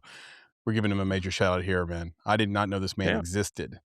for this it's a moment. beautiful thing. Well, It is a beautiful now thing. we know. Now we and know. that's a thing we should know. That is definitely a thing we should know. Papa Bear, thank you so much. All right, Emma, the time has come. Are you ready to clear the set? Oh yeah, let's do it. Let's clear the set. Let's get up out of here, man. Let's get it. Clear this thing. What are your top 3 films? Okay. Same time. Top 3 films. Almost Famous, of course. Ooh. Good Will Hunting. Ooh. Okay. And my third really does change around a lot. Mhm. There's this little coming of age film called The Way, Way Back that usually exists in there. I know The Way, Way Back. Yeah, I love The Way, Way Back. Recently have become a big fan of One Battle After Another, though, so it wants to compete to get in there. Another one that needs to be watched in Dolby or on IMAX. Yeah. So good in those formats. Nick, it's not your fault. It's not your fault. It's not your fault. Nick, it's not your fault. Explain. It's not your fault. Isn't that the line from Good Will Hunting? You say He keeps going. Isn't that Robin Williams? It is a line. I mean, I didn't It perform is it a like Robin line. Williams, but I think he says it like 8 times. Not your fault. Yeah. Oh, no, I felt it. It hit me in my Thank- heart. Thank you. Taking a bow. All right. But wait, but not as much as Dead Poet Society. I'm sorry. I'm It's sorry. all-time Like great. if I'm putting those That two one- movies next to each other, Dead Poet Society, and I have to say that above Good Will Hunting for me is also Patch Adams. Okay. Interesting. Sorry. Random take. Disagree. But I'm just saying that was it was also great. But look, I let my 16-year-old watch Dead Poet Society. Life-changing. So highly recommend that. It is beautiful. when I was as your check kid it, is when I was coming a- of age, that's a perfect. That's a good one. Yeah. Yeah. When I was a personal trainer, Yeah. I had a lot of the people would say, "Oh, Captain, my Captain." Mhm. So I see. Oh, yeah. got a special. See how it circled place back in to my him, heart. Papa Bear? Beautiful. See how it circled Yeah. back to Right him back. being bored with being great. That's right. No, I'm just kidding. All right, Eva. Name the film you're embarrassed to admit you haven't seen. Oh, this She is knows gonna what be it so is. embarrassing She because knows what it is. She I do knows. know what it is. And I do this thing where if I'm gonna watch a movie, I really want to watch it. So there's Same. a lot of great movies that I have not seen because I like to have movies on while I'm doing things. Ugh, my parents are gonna be so disappointed in me. I have never seen The Godfather. Oh, okay. It's not as Yeah, accessible as yeah. it used to be, right, Nick? Should I not be embarrassed? No. At this point in time, I would say no. There was a Like time if you where, went yeah, back a but- couple years, then you'd be like, Okay. like that and Scarface. You'd be like, yo, get out. Like, what are you talking about? Like, you're not a No. filmmaker. If And you don't watch Godfather those 2 movies. as well. Yeah. Yeah, exactly. Mhm. But Mhm. now, there's so much content, Emma, that it's almost difficult, right? Because it's like you want to put aside the how long is Godfather again? It's like 72 hours. So you want to just an hour shorter than the new Avatar. exactly. So you want to put aside the time to watch it, but at the same time, you feel like if you spend that time, you're losing time watching the latest thing that you're supposed to be talking about. So I see. totally get you, True. but you Yeah. can't keep pushing it, right? It's like Chris and I talk about the second you put something on your watch list is the second you've decided you're not going to watch it.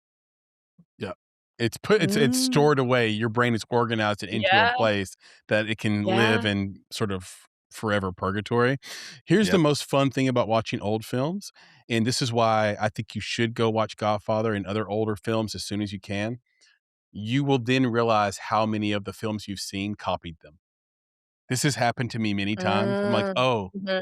this thing I was giving this filmmaker credit for a really long time was just Hitchcock, or it was just, Kubrick. Yeah. So it's interesting to watch the older stuff and realize, oh, there was a world before I was born, and the people that I respect the most have borrowed from that world. Oh, Chris, let me and one more thing. smartly so. Yeah, go ahead. One more thing. So the last thing I'm going to put on that one is buy it. And what I mean by buy it is buy the Blu-ray. Mhm. That's the thing. If you know that's Or a the movie you UHD should 4K. watch. Yeah. Exactly. That's what I'm saying. Like buy it. Mhm. Because every one of those Blu-rays, DVDs, UHD, 4Ks is going to come with more than just the film. You're also going to get all the extras that streaming does not provide. And if that is a film that you know you need to watch, it's not a film that you should watch. It's a film that you should appreciate. And the way you appreciate it is being immersed in the experience of that film. All of the extras, all the commentary allows you to be immersed in the experience of that film.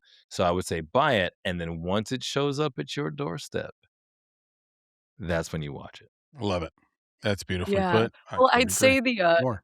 the more embarrassing aspect of this maybe is that I actually know a lot about the making of the movie because 3 years ago, I think, there was a TV show about it with Miles Teller, and it was about the making of The Godfather, and I watched the entire show. So in theory, I know a lot about The Godfather, and I said I would watch it after, but I guess you're right, it went on the watch list, and then That's alas, right. here we are. Alas. And because you know Watch how But it list. was now made I'll watch already, it. it's like, why do I I need to watch promise. it? Yeah. Yeah. So, it's Yeah. it's part of it. Name the film everyone loves, but you hate. So everyone's gushing about this movie. You're Ugh. like, really, Gus? I have answers. Okay. However, I'm Plural. always scared to say these answers because I'm like, know what? If that director wants to work with me, I'll do it. But I will tell you, when I was younger, I watched Coraline, and it just scared the shit out of me. Yeah. And It is scary. for like weeks, for months, I had nightmares about my parents' eyes being sewn into buttons. And so for years, I did not watch this movie. Hey, I got However, feelings. were you like this?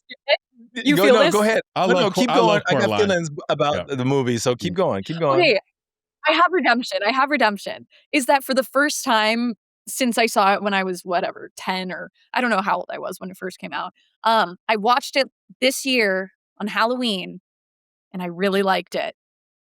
Okay, so here's my feelings. Okay, Nick, drop it on us. so I love Coraline. My eldest daughter loves Coraline. My son loves Coraline. You know why they love Coraline? 2 reasons. Reason number 1, it is a fantastic movie. Reason number 2, All right. they did we're not ending, we're ending watch the this. show. Right. Reason number 2, they did not watch this movie until they were teenagers. You cannot watch this movie at the age of 10. It is scary for a You 10-year-old, cannot. 9-year-old. No, you can't do it. As a Traumatizes, teenager. huh? Yeah, exactly. That's why my So youngest scary. daughter has not watched it yet. Like, my son wants her to watch it in the worst way. I'm like, dude, Because he wants she to torture her. cannot watch this movie yet. Like, she has to become She a will teenager. be scarred. Exactly, because it's scary. Like, trust, it is a scary movie. So, How scared were Yeah. you? well, Oh, Emma. there was a lot of wake ups the first week of, Mom, Dad. Are you okay? I mean, they're sewing their eyes into buttons. That's scary. That's creepy. And the cat. Come on now. Like, all of it's creepy. Like, it's very creepy. Yes. And the So, yes. long-legged guy on the trapeze. I have a Yes. Or whoever, they all look like weird bugs, kind of. Yes, they do. Trust. Like, you have Nightmare to stuff. wait to a certain point in time, a certain level of maturity Shout out to to Coraline. be able to watch it. And when you do, like I said, it is a fantastic movie. To me, you have second no choice best but to love it. animated movie behind like Ratatouille. I think Ratatouille is still number 1. I might need to reassess that, but like Coraline's forever up there. Art right there. My contemporary answer to this is The Housemaid, which is out right now. But I'm not going to linger on it. I didn't see what everybody else saw. Okay. Emma, favorite cheat day meal. Favorite cheat day meal. Oh, this is good. Well, it starts with something savory.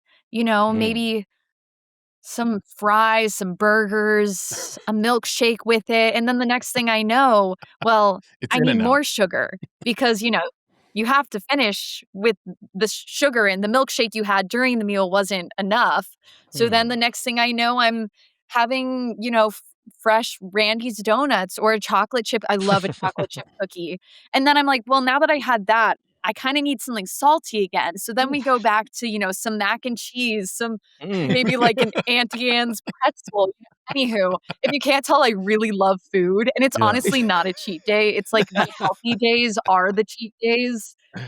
I always tell myself I'll be healthy, and then the next thing I know, it doesn't It doesn't work out. out. Yeah, Emma, Chris, like, dang it, man. So this is the worst. Like, Now you're hungry.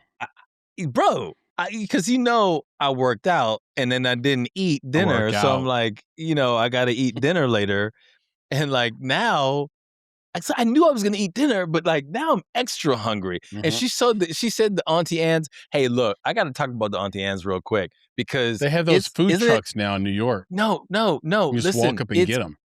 No, we call it Auntie Anne's or we call it Auntie Annie's. Like, it's called like Aunt Anne's. Like, we have all these names for places that aren't actually the places. It's like Baskin and Robbins. It's like, nah, bro, it's Baskin Robbins. Yeah. There's no and in there. Yeah.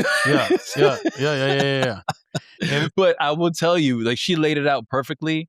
Because it's like you have to have that savory. A cheat meal is savory, like, period. It's savory, but you can't have savory without the sweet. But she threw me for a loop just now and was like, I like to have my savory with my sweet. But then when I'm done with my savory and my sweet, I got to have sweet because that's the dessert. And then I have my dessert and I'm over here gotta like, get salted. You mentioned This is the Baskin issue. Robbins, and if anyone isn't aware what that is, the ice cream shop, they're famous for the 31 flavors. And they're also famous for having probably the second best or third best logo in the industry. So if you guys... Oh, they keep iterating. If you guys haven't seen it, so just go to your AIs or your search engines, look up the Baskin Robbins logo, and you'll notice they have embedded the 31 in the B&R. In the BR. And it's just brilliant. And you'd be shocked how many people never see that 31. They just see the B&R. Oh, it's like not seeing the arrow in FedEx, bro. FedEx is look at number the arrow. one. Look at the arrow in FedEx. That's the joint right there. That one I've seen. FedEx is the perfect logo. Yeah. Well, how about this like one? everybody, I'll give you every designer's I'll wet give you dream. one more. Yep. Okay, no, I'll give you one more. You ready? Mm-hmm. It's the mom in Wendy's. Mm-hmm. Yep. Yo, Emma's tripping because she doesn't circle. know what I'm What do you talking mean, about. Mom? Right in Wendy, in the image of Wendy, she's got this little design right here on her neck. It says mom. It's the frills on her the frills thing. on her It's dress, mom. but it actually spells mom. And because when fast food restaurants came out and became popular, they were supposed to be, the way they sold themselves was, this is just as good as food as you'll get from mom at home. Bring your family here. It's a quick dinner.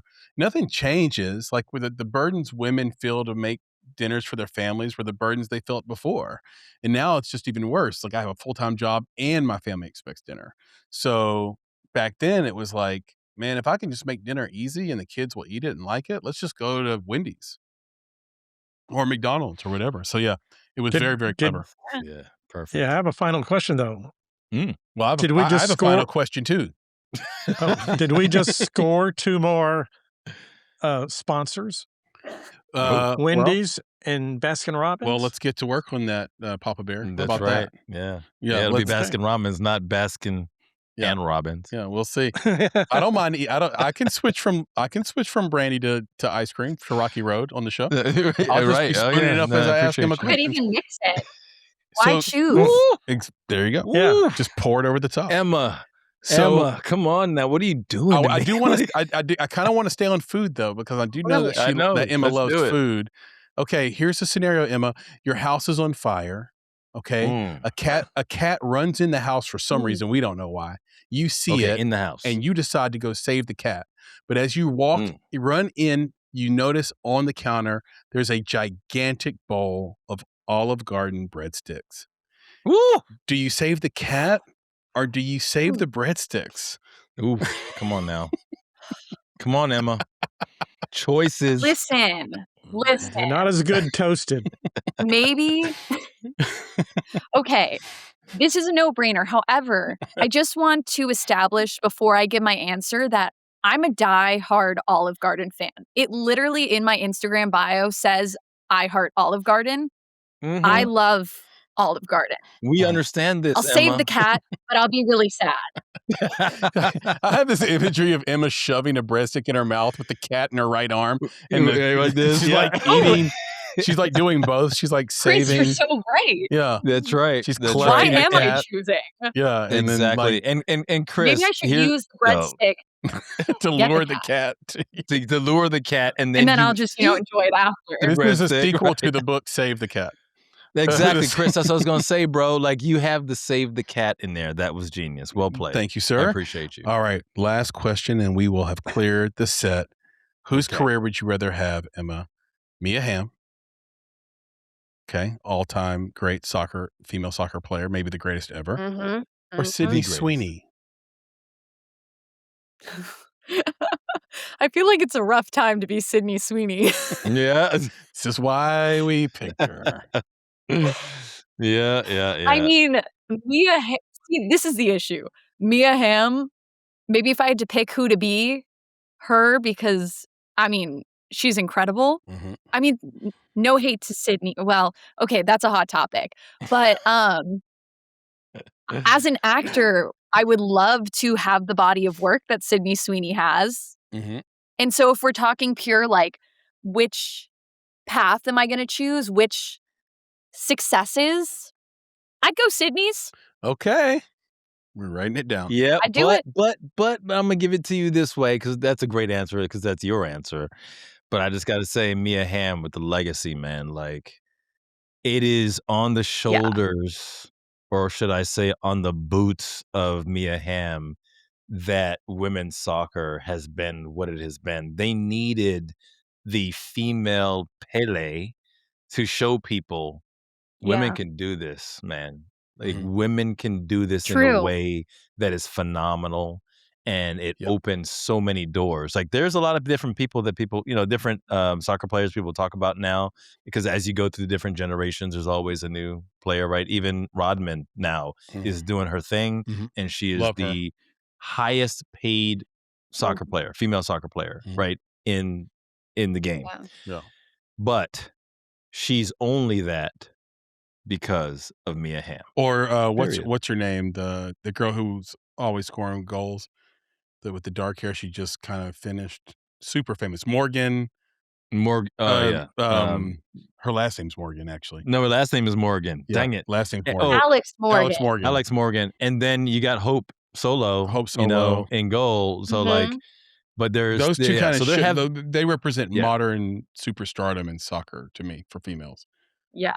It's Alex really amazing. But Morgan. maybe it had to be Mia. Yeah. I don't want to take it away from Mia. We needed her to do that. That's right. That's true. Yeah. And You know? maybe it was Mia that really established that so that Alex and Hope could shine. Yeah. Exactly. And So- that's the thing. But Emma's right, though, right? As far as filmmaking is concerned, having the career of a Sydney Sweeney at this point in time, even if there is some drama around her or drama around her image, she's been able to be in a lot of roles that I think that any filmmaker, right, would love Any to actor, any be actress, in. yeah. So yeah, any actress.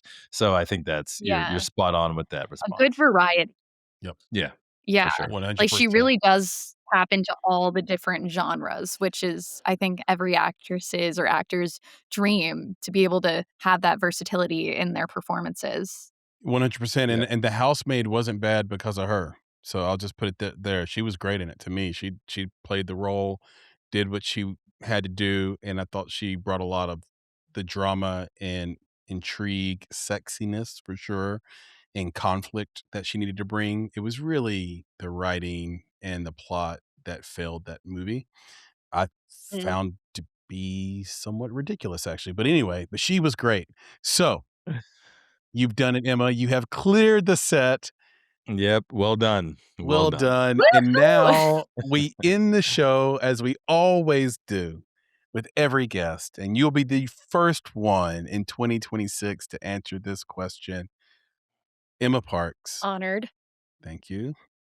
What does it mean to make it? I think to make it means that you are in a position to create the films and be on the sets and giving performances that are the stories that you want to put out in the world. And it takes a long time to get there sometimes, and it takes a lot of work, but to be able to say that that is the thing that you get to spend your life doing, to create art that makes a difference and to do what you love and be fulfilled, I think that that is making it.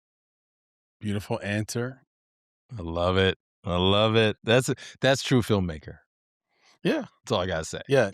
Yeah. And the thing that we had this on a recent Real Q&A, which is like sort of this internet series we do, Emma, and we followed you on IG, so you'll see it hopefully here in the coming week. But it's called Real Q&A, and one of the questions was like, what would you go back and make sure like the 20-year-old version of yourself heard? Like, what would you say to them? And I was like, start now. Because, and so I think about that with you, like you're on this journey and you started really when you were supposed to start. You didn't defer your way into it. You didn't find your path later because you didn't have the support from family or friends or whatever early on. And because of that, if you stay on this trajectory and the pace you're running at, the fact that you're already bicycling downhill, like you are going to get all those goals right when you deserve them. And it's going to feel like to people around you that you succeeded overnight and got that sort of make it feeling overnight, not knowing that you had been chipping away at this for 15 years. You know what I mean? Since childhood. So Yeah. I'm excited to see the path, and we all have front row seats. We've got our popcorn. We're waiting to see what you do with it. So best of luck to you on everything that you do. Can you tell everybody where Thank they can you. find you on social media, on the internet, where they can see your work, where they can watch Dirty Towel if it's available, all the things? Yeah. You can follow me on Instagram at EmmaLParks_, and Dirty Towel is currently on YouTube on Film Shortage. It actually just hit over 1.1 million views, so we're super excited and proud of that. Man, Let's So go go. check it out and drop some comments. Thank you. Mhm. But yeah, let us know what you think, and that's the gist of it. I have another feature film, The Short Game, which my dad talked about on his episode, coming to streaming soon as well. So stay tuned for updates on that. Look out for the Parks family is what you're trying to say. But do do what Emma Taking said. everyone by storm. That's right, taking the world by storm. But it's been a long time coming too, right? And so follow her on Instagram. Go watch Dirty Towel on Film Shortage. Shout out to Film Shortage on YouTube. They do a great thing for independent filmmakers and for short filmmakers. Mhm. So find it on YouTube. Go watch the thing. You will not be disappointed. If you want to reach out to us, you can find us on Instagram. You can find us on TikTok. You can find us on X at _make it podcast. You can DM us on any of those sites and we will answer. We answer 100% of messages. Very proud of that. You can find us on our primary platform on YouTube. If you're already watching this, you know that. If you're listening this on Apple or Spotify, what are you doing, guys? Come on over to YouTube as well. Doesn't mean you abandon Apple and Spotify. It just means you can find us over there too. Why? Why would you do it? Why, if you're already listening? I'll tell you why. Because it's a platform. We have a community section. We do a lot of different things. We give away swag. We have posts. We have different ways to engage you and entertain you and educate you on the platform. So go to YouTube, search for The Make It Podcast. We will be the very first thing that comes up. So thank you so much for the support there. And when you're there, make sure you subscribe and like and share. And if you are listening to this and you're going to be listening to it, you know what to do. Take 30 seconds, if that, Nick, right? 5 stars on Apple and Spotify. I cannot tell you how valuable that is to us and how it helps us create a better show for you. Okay, so it's not just about us, it's about making something better for you too, which has always been our primary focus, right? So with that, I will pass it over to my compadre in podcasting, Nick, to leave us with the credo. His compadre in podcasting. I love it. And I have to say, Emma, it's been a pleasure. I think we should do this again at some point. I think we need to have more conversations. This is a budding career. It's a growing career. It's early on in the career, and you've already done amazing things. As Chris mentioned, Dirty Towel is a student film, as in you were a senior in school when you did it. It does not feel like that. This feels like a professional film. And starting out there, we can only imagine where you're going to go in the future. So we're excited to be part of the journey. We hope that you'll come back and have a conversation with us. Chris mentioned folks coming over from Apple Podcasts and Spotify to YouTube. One of the reasons, folks, that you should do that is because you need to be engaged in Emma's smile. This is one of the things that you will enjoy most about this podcast, is that there is a smile there that you can feel in your soul. This is one of the things that we love most about being on video, is we get the spirit of our guests, and her spirit comes through in her smile. So thank you so much, Emma, for being with us today. Thanks, you guys. It's nothing but love here. And with that, I'll have to say to our filmmaking friends, family, fans, and followers out there, be better, be creative, be engaged. And thank you for listening. Papa Bear, Nick, talk to you soon. Yeah, man. We'll have to do it again. New year. All right. Emma, thank you so much. Talk to you soon.